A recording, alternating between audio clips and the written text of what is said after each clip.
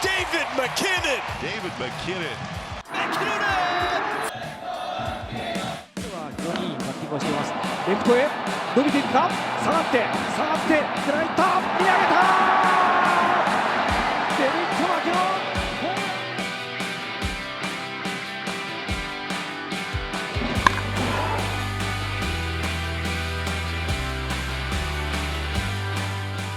So this feels weird. What's weird? Talking into a microphone instead of swinging at sliders out of the zone. I'm David MacKinnon, recently retired baseball player. Still trying to figure out what normal people do with their time, how to make money, what to do, what hobbies to have. I got nothing, man. This is so depressing. This is the most depressing start to any podcast ever. I'm Jasper Spanjaart. I'm a journalist and filmmaker, and apparently the guy who convinced someone who lived in their cozy baseball bubble for more than 20 years that starting a podcast was a good idea. To be fair, you had a compelling argument, and the baseball bubble is like the greatest bubble ever. It's the greatest bubble. Then you get out of the bubble, and what happens to you then? Dude, that's what's crazy because you don't really know what's going on in the real world. You kind of just try to figure out how to get the bat to the ball and how to lift heavy weights and how to move better and catch baseballs. And then all of a sudden you don't do that and you have so much free time on your hands. So This is great. Yeah. Yeah, it's good. But yeah, I'm trying to figure out what to do with that free time. Yeah. What was my compelling argument again?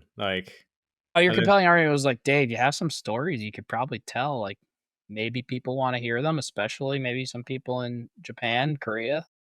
That sounds revolutionary. That's just, yeah. Sounds like me. Yeah. I mean, you're a pretty smart guy sometimes. Oh, sometimes. I tend to be. So anyway, I've hung it up. Technically I hung it up a couple months ago when I didn't get a job, but we officially announced the hanging up of the cleats today. Trying to talk about bouncing from 3 different continents and playing baseball, hitting this little ball we have with a wooden stick. And I got pretty good at it over the years. So, yeah, it's crazy to talk about it after it's all over, but yeah, that's kind of the goal here. You're being a bit modest, I feel like, because let's give him the rundown on your career. So I have all these things in front of me. You played for the Los Angeles Angels. You hit cleanup behind Shohei Ohtani and Mike Trout. Someone screwed up that lineup card right there. How did you hit cleanup behind Mike Trout and Shohei Ohtani? You know, it might have been a slight depth issue with the Angels at that point. Or you're really good. I was good. Yeah. I was really good. I never really put myself in that tier with them, you know. Upper echelon, yeah. No, not like I was like, it might be smart to walk those guys and get to me, you know. Yeah. But just put them on base. I never would have imagined. play. I was like, I never would have imagined being hidden behind those guys. That's like a wild thing to say, especially to a guy that was drafted in the 32nd round. So, I mean, I would say that was like pretty cool. That was probably one of the coolest things that ever happened in my career. Yeah, so I think we've covered now that there will be name drops on this podcast. But then you went to what was previously known as the Oakland A's, where you went hitless in 6 games. So that's something to put on your resume. I got a baseball card. My baseball card, I have an Angels baseball card, an A's baseball card, and my A's baseball card is literally me flipping a ball to the pitcher. No way. Is it? Yeah. It's because I didn't get a hit. Like I didn't have anything. There's nothing good that happened there. So they went and looked at your pictures and they were like, yeah, here's David MacKinnon, with a bat in his hands. And they're like, that doesn't look like that makes sense. Let's just get him covering first. Great. Let's just get him flipping the ball to the pitcher. And like the mullet was kind of flowing. Ooh. Like the wind took the mullet, so I was flipping it. The mullet was like kind of flowing back there. Mullet. It was a good picture, but it was also probably the highlight of my A's career. And it's also the worst baseball card in history, probably. Yeah, it is. But people keep sending it to the house to get it signed. So I'm like, yeah, I mean, I will devalue this card for you, and I sign it and send it back to them. God bless. Make sure you inscribe it. Yeah, inscribe it so it becomes even more worthless. Put their name on it. People love that stuff. Oh yeah. But then you did what we're talking about. You crossed the Pacific, right? You Mhm. crossed the Pacific to play for Japan's Saitama Seibu Lions Yes. in 2023. And then you went to Korea because you couldn't get enough of the Lions. You signed for Yes. another team called the Lions, the Yeah. Samsung Lions. You Big like Lions lions, guy. don't you? You're a I'm big, a big Lions guy. Was actually waiting this year for the Detroit Lions to potentially sign me, I and mean, surely a fullback or something. Yeah. yeah, I was like, I mean, I've played for 2 major Lions teams. Get the last one out of the way. I Yeah. was trying to, and it just didn't happen. So, Detroit, if you're listening, like I will start throwing the football if you You, need. you will put your body on the I will Lions. put my body on the line to Yeah. potentially get a Lions contract to finish the trifecta of Lions. But Even if it's just a tryout deal, right? Even if it's just a 1 day tryout, yeah, like let's just I could kick maybe. I did could you kick. kick?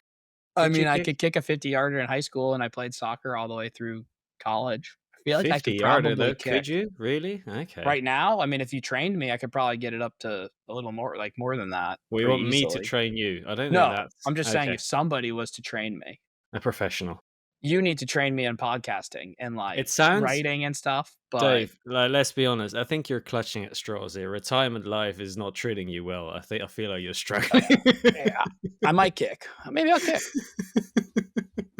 Oh, but again, like it's you come to this point now. Like, what do you do when you get out of that bubble? Like, what do you do because you've spent your entire life doing one thing and you did it. Really, you did it reasonably well. You did it better than 99.9% of the rest of the world. So, but Yeah, what I then, mean, right?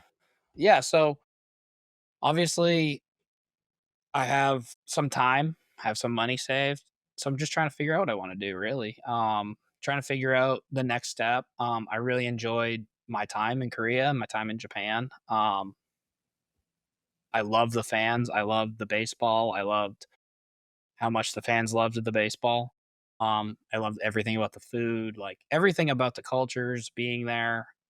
So this was kind of a no-brainer to start a podcast and just try to bring this to, like, just the KBO and the MPB to the US and the United States fans and kind of just show all the good players that are Japanese, are Korean, that are over there that you might see in a couple of years when they can potentially come over, like the Otanis, the Yamamotos, the Seiya Suzukis, um, Roki Sasaki. Like, there's just so many guys that are over there that sometimes you won't even hear about them, and other times because they'll just stay in Japan or stay in Korea, and other times they'll be over there at 25 when they get posted, and you'll have just a dude that you're like, Where'd he come from?" It's like, well, all of us who played over there know where he came from. Like, there are some unbelievable players over there, and we that the rest of the world doesn't get to see him.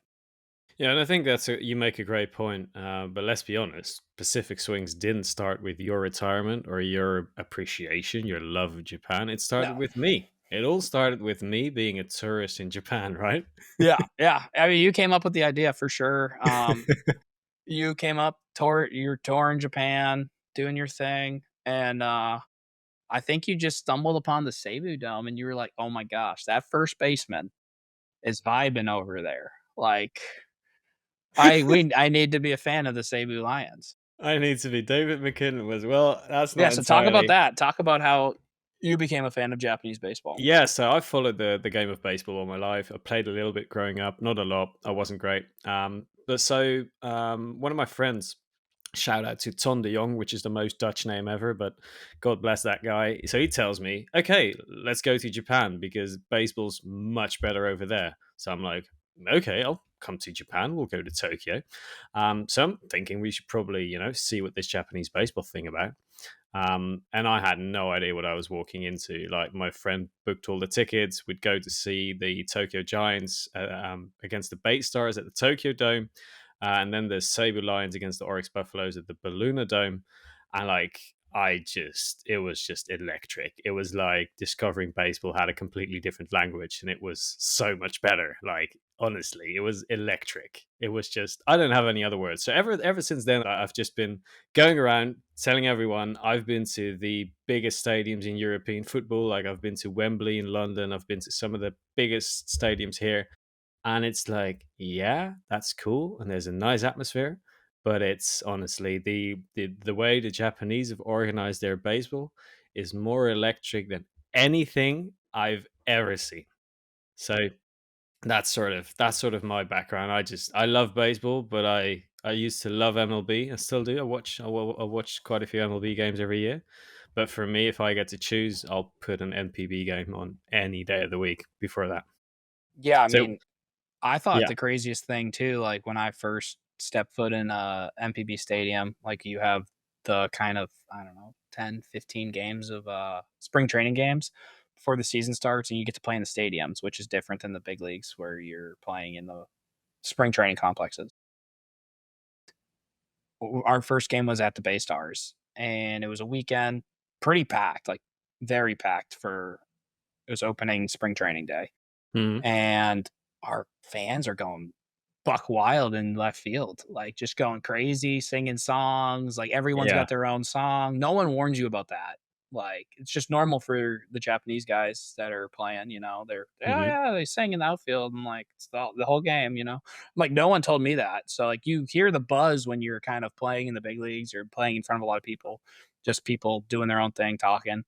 It can get loud, but not really, like, in unison, fans cheering and singing your songs, like, it takes some getting used to, like so I that can definitely imagine, took a yeah. little getting used to, just hearing that, but it's just so crazy how respectful they are, like, when their team's hitting, they're up cheering for their team, the other team's fans sit down, they watch the game, you hit a ball in the gap, someone makes an unreal catch and dives, like, the fans for the opposing team will literally, like, applaud, like, They'll applaud them. Yeah. they'll standing ovation them, and it's, like, it's just so respectful.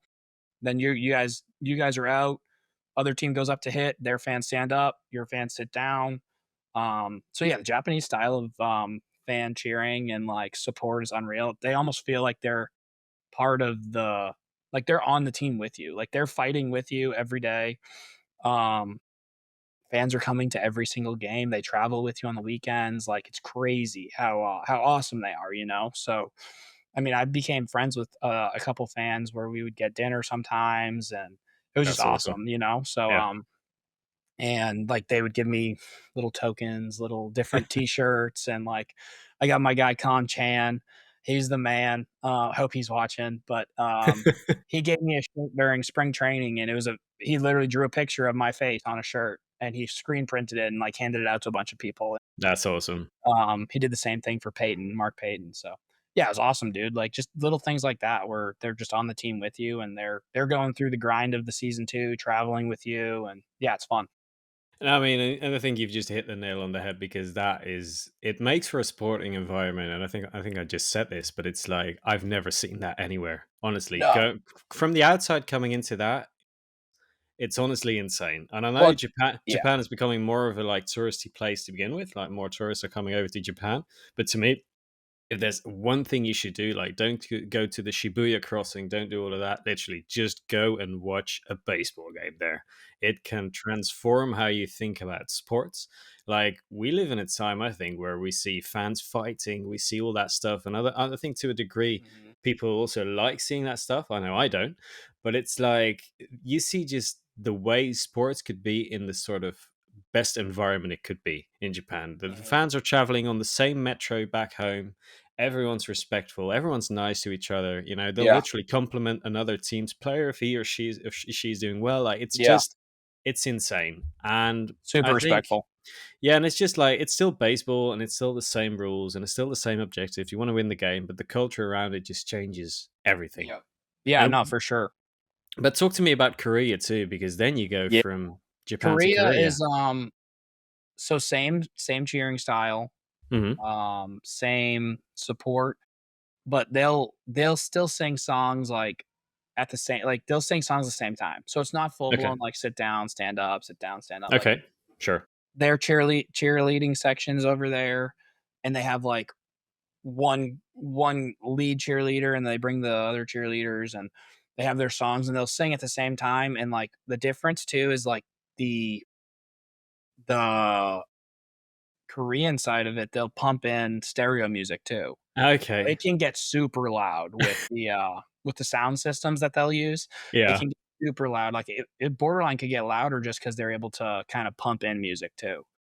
So yeah, I mean, it is crazy, super fun, super respectful still.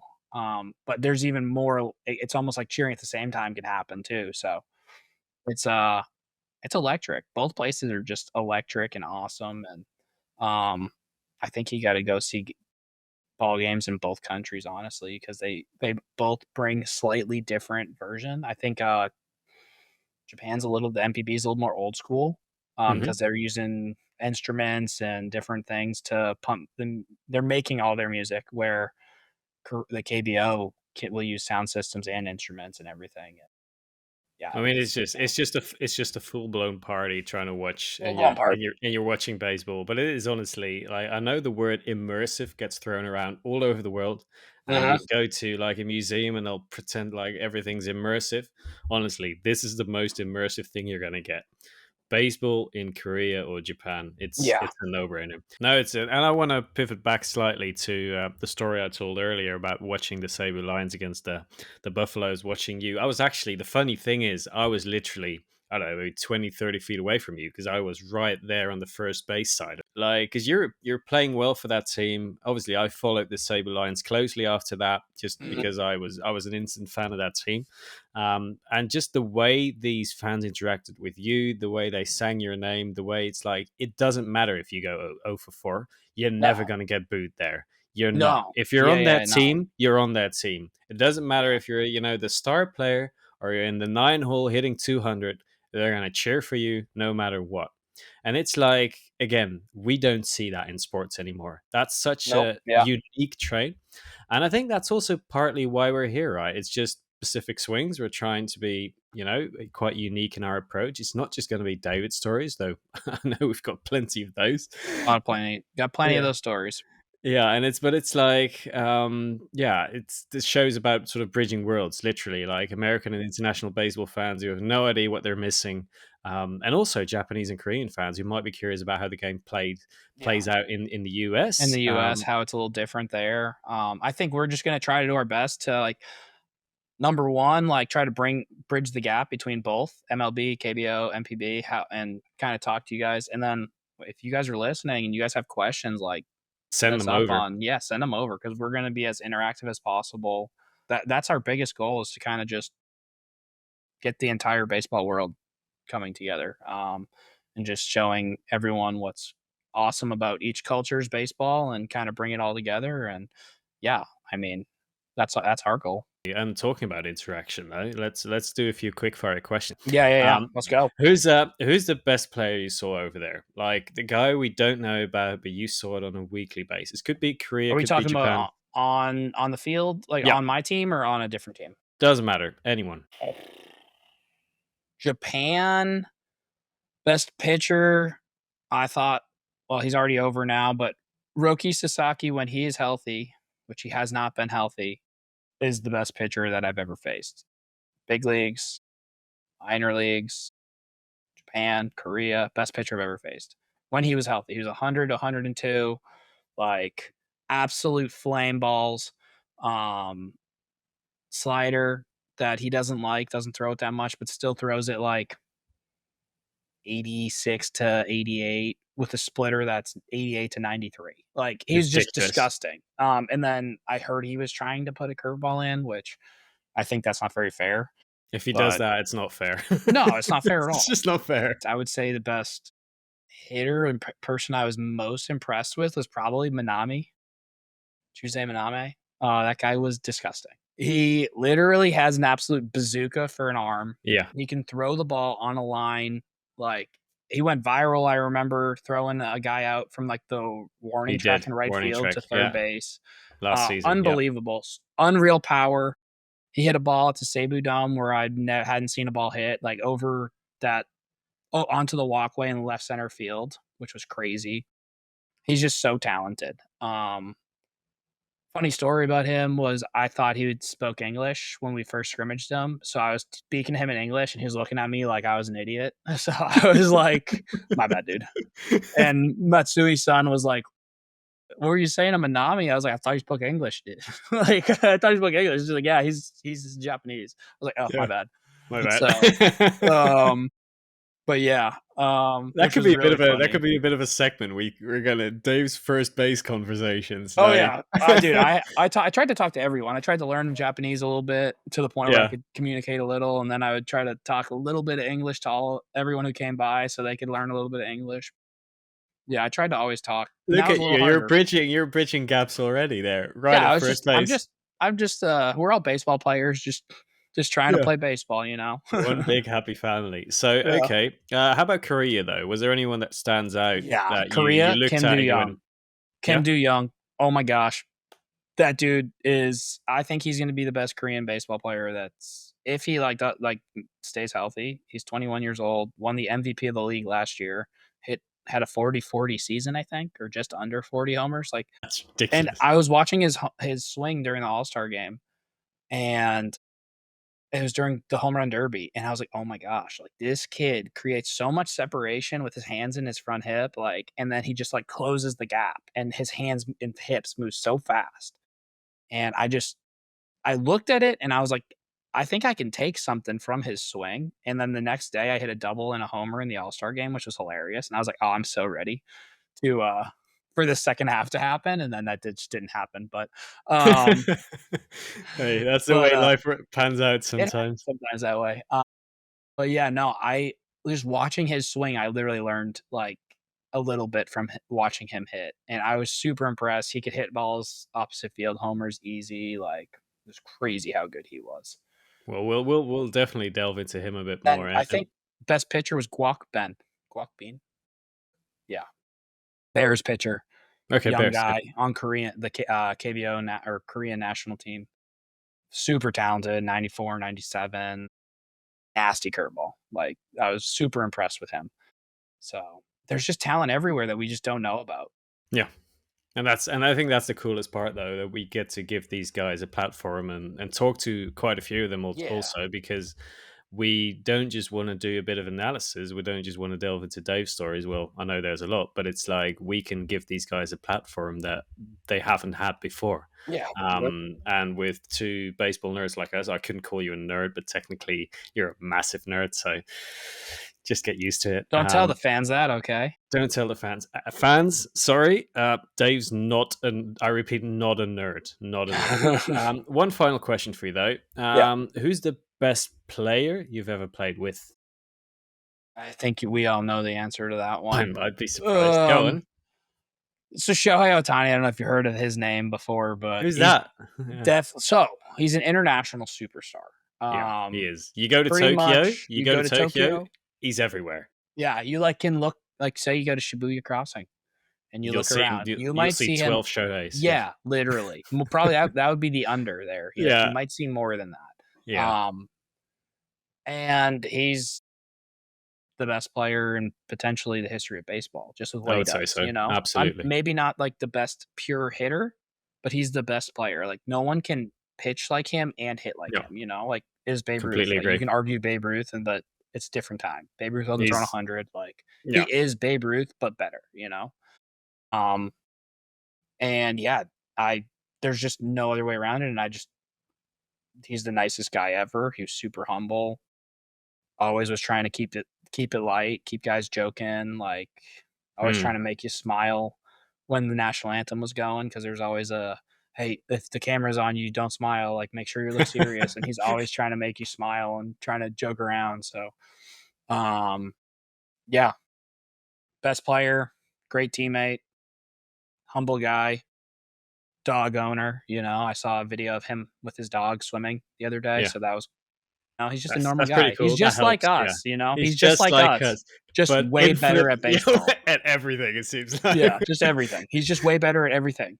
But he's just like us. He's just like us. I mean, let's be real, because I think Ohtani has connected these baseball worlds more than ever before. Like, but again, there's so many stories that just aren't being told. So every episode, we're going to try and bring you those connections. You know, players who've crossed over cultural insights.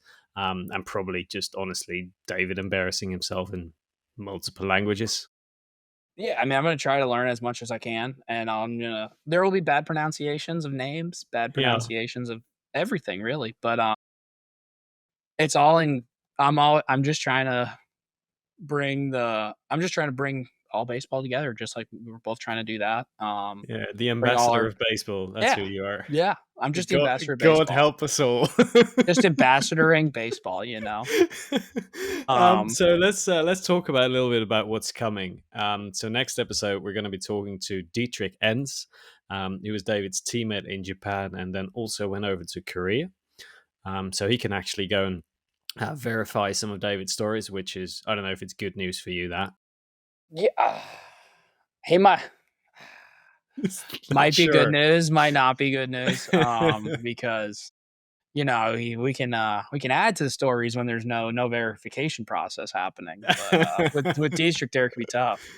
And also a great nugget about Dietrich, who's just literally just come back at the MLB level, pitching with the Detroit Tigers and doing a fantastic job. Also just a really, really nice guy to talk to. But we'll also have, NPB stars, we'll have KBO legends, American players who've made that journey similar to David. Again, we're trying to bring you as many perspectives as possible. And we'll give you, the inside scoops and sort of breakdowns what it's really like facing some of the world's best pitchers. I know Dave just alluded to Hiroki Sasaki, who's obviously special in his own, but didn't you hit a home run of Yoshinobu Yamamoto? Yeah.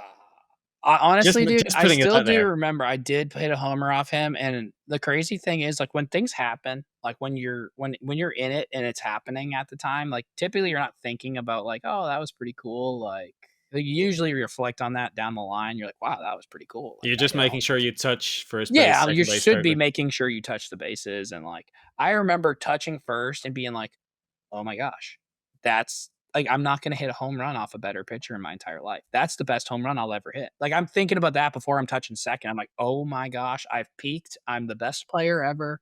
There's no way my life, like, there's no way my career gets better than this, you know? Do you think he remembers it that way, though? No, he's probably like, oh my gosh, there's no way my career gets worse than this. This random foreign hitter just hit a homer off me who should never touch my stuff. That's probably what he was thinking, But it's funny how But he's super nice. I've talked to him after the games that he pitched, and I was like, and if I ever got a hit, I'm like, thank you for like letting me hit the ball, like thank you, arigato gozaimasu. Like, Yeah, that's. and I'm older than him too, so he was the one like bowing, and I'm like, all right, like. Stop it. Yeah. Yeah, stop. Like, like I'm doing this based on talent and like. Yeah. But again, like it's just when you see these guys, well, they watching the NPB, and obviously I was watching NPB when Yamamoto is there, Sasaki's there. You're looking at these guys, and you're just going, "Oh my god, these are some of the best pitchers I've ever seen." Yeah. Just regardless of competition level, regardless of any of that, regardless of No, yeah. nationality, all of that stuff, these guys are the best players in the world. And there's going to be more that come to the United States. Again, Dave alluded to it earlier. There's going to be guys that stay in Japan, that stay in Korea, because again, the loyalty aspect to it is also a very important one that we really need to try and grasp. Because when we talk about sports, where do we see loyalty? Not in the US, not in Europe. It's in Asia for sure. Yeah. So I think our goal, like one of my goals is just so that like if we do have another Ohtani come over, that he's not like, oh my gosh, this guy's the best. Like it would ideally be like we would like for you to hear about the guys before they get to the US, or like before like they're discovered. Oh, where'd he come from? It's like, well, he's been doing it for the last 7 years in Japan, yeah, and it's he not finally like got they've over. No, he's been a stud for 7 years, and we just first discovered like the big leagues in Japan. There's some really good players in the NPB and the KBO that they're gonna just stay. They're gonna stay. Just sometimes they don't want to come over. They don't want to leave their families. Other times, some guys just think they'll have a more successful career in the country that they're in. Some guys in Japan, I talked to some. I was like, "Oh, you want to come over?" And they're like, I don't think I can hit that level." Now, the best hitters, a lot of them do want to come over, but a lot of them, sometimes they say, I don't think I can hit there. I'm like, I think you could. I think you could, I think you could do it, but yeah. it's totally up to you. It's just up to them. I've talked to KBO players that said the same thing. Yeah, sometimes the United States and the MLB won't get to see some of the best players because they choose to stay, and that's totally up to them. They're still going to make great money either place. They're going to have great careers either place, but It stinks that the whole world won't get to see them play. And that's what will change, though. That's what will change. That's what we're trying to change. So that's Pacific Swings, inside stories from baseball's global stage. Well, we prove that baseball gets interesting when it crosses oceans. That and some more cliches we'll think of in due time. So please subscribe wherever you get your podcasts. Follow us on social media, or not, but we would prefer if you did, because I think people otherwise would miss out. Yeah, I think so too. So I'm David, also Pacific Swings. I'm still figuring out this retirement thing, so it could be a little while, but I'm going to get good at this podcasting thing. You will. You're already good, mate. Thank you again for listening. Arigatou gozaimasu. And thanks for listening. And 감사합니다. see you next time.